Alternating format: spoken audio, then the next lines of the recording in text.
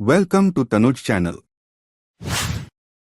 दुर्गा नदी के किनारे बसा एक गांव फूलपुर। गांव में कुछ 100-150 लोग रहते थे।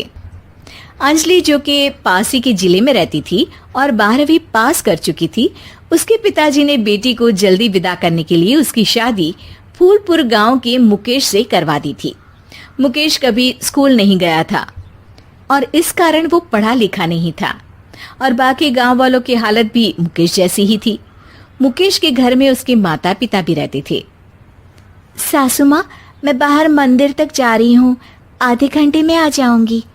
अरे अभी कहीं जाने की जरूरत नहीं है, चुपचाप जाके रसोई में रात के खाने की तैयारी करो। और ये घूंघट क्यों हटा लिया है तुमने? क्या पता नहीं कि इस गांव में औरतें बिना घूंघट के नहीं रहती? रात में अंजलि छत पर जाकर अपनी मम्मी से बात कर रही होती है। तभी गांव की 3-4 औरतें उसे देख लेती है और दरवाजे पर आकर उसकी सास से शिकायत करने लगती है। और क्या हुआ? अरे छत पे तो देखो, आपकी बहू मटक मटक के किसी से फोन पर बात कर रही है। दिन भर फोन पे लगी रहती है। अरे कल तो मंदिर के पास वो क्या कहते हैं, सेल्फी ले रही थी। शहर की बहू रखना अच्छा शान की बात है, पर देखना इसके लक्षण से ये तो तुम्हारे परिवार को बदनाम ना कर दे। ये पहली बार नहीं था जब सास से गांव के लोगों ने अंजलि की बुराई या शिकायत नहीं की हो। अब तो ये रोज की बात थी। अंजलि ये सब सुन लेती है। जब वो नीचे जाती है तो मुकेश भी वहां आ जाता है। सास कहती है, बेटा, लोग घर आकर शिकायत करने लगे हैं बहू के कामों की। देख लो, पति हो, संयम से रखो इसे।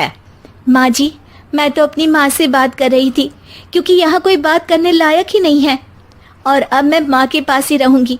वहाँ क्या रहना, वहाँ बाहर के लोग तो ठीक है, पर घर के लोग भी इज्जत ना दे सके। अरे नहीं नहीं अंजलि, ऐसा नहीं है, धीरे धीरे सब ठीक हो जाएगा, तुम फिक्र ना करो। अरे बस कुछ बोलना ही नहीं है, सर पे चढ़ा रखा है बहू को। सास मुकेश की नरम बात सुन के वहां से मुंह चढ़ाकर चली जाती है। मैं तो कहती हूँ हम दोनों शहर चले जाते हैं। मैं पढ़ी लिखी हूँ, मुझे वहाँ नौकरी भी मिल जाएगी और थोड़े दिनों में आप भी वहाँ कुछ काम ढूंढ लेना। अरे नहीं नहीं अंजलि, हम यहाँ ना गांव का खेत, माँ पिताजी को छोड़कर शहर नहीं जा सकते। माँ पिताजी को कैसा लगेगा और गांव वाले क्या सोचेंगे?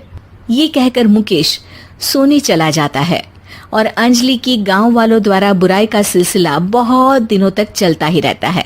लेकिन अंजलि गुस्सा ना दिखाते हुए समझदारी से काम लेती है। बारिश का मौसम चालू हो जाता है।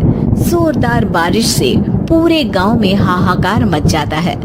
दुर्गा नदी में बाढ़ आ जाती है और बाढ़ का पानी पूरे गांव की फसल तबाह कर देता है। फसल की ये हालत देखकर गांव वाले निराश हो जाते हैं और बात तो यहाँ तक पहुँच जाती है कि कुछ लोग तो अंजलि को इस सब का दोषी ठहरा देते हैं। अरे पूरी फसल तबाह हो गई, पता नहीं किसकी नजर लग गई है। अरे जब से चौधरी परिवार में ये शहर की बहू आई है ना, तब से ही गांव की शांति चली गई है। इसके कर्म कांड से माँ दुर्गा नदी भी खुश नहीं है। ये सब सुनकर बेचारी अंजलि रोते हुए अपने घर चली जाती है। कुछ दिन बाद सभी गांव वाले अपनी फसल का मुआवजा लेकर अपने अपने घर आते हैं। मुकेश भी 1500 लेकर आता है। अंजलि को जब पासबुक दिखाता है तो अंजलि हैरान हो जाती है।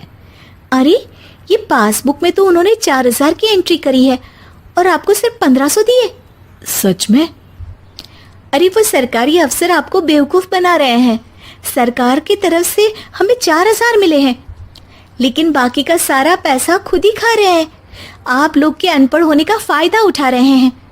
ये सब सुनकर मुकेश परेशान हो जाता है, लेकिन अंजलि उसे हिम्मत से काम लेने को कहती है और सुबह होते ही मुकेश को पंचायत कार्यालय ले जाती है और साथ में गांव के और लोगों को भी। आप सरकारी बाबू क्या गांव के लोगों को बेवकूफ समझते हैं? आपको क्या लगता है ये पढ़े लिखे नहीं है तो आप कुछ भी मनमानी करेंगे? ये बेचारे दिन रात इतनी मेहनत करते हैं, ये हमारे अन्नदाता हैं और आप इनके साथ ऐसा धोखा करते हैं। अरे क्या बके जा रही है ये लड़की? किस धोखे की बात कर रही है? अपने कांड करके नदी माँ को नाराज करके हमारा नुकसान करके इसे चैन नहीं मिला क्या? सरपंच जी, इन सरकारी बाबू ने मुझे बेवकूफ बनाया है और मेरे हिस्से के पैसे खुद चट कर गए। बस ये सुनते ही सरपंच वहां से दुम दबाकर भाग जाता है। पता चलता है कि जनपद अधिकारियों ने गांव के सरपंच के साथ मिलकर सबके साथ धोखा किया है।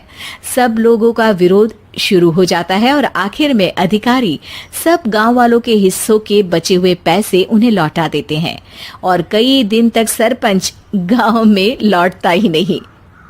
अंजलि, तुम नहीं होती तो हम गांव वालों को तो पता ही नहीं चलता कि ये हमें हर बार बेवकूफ बनाते हैं।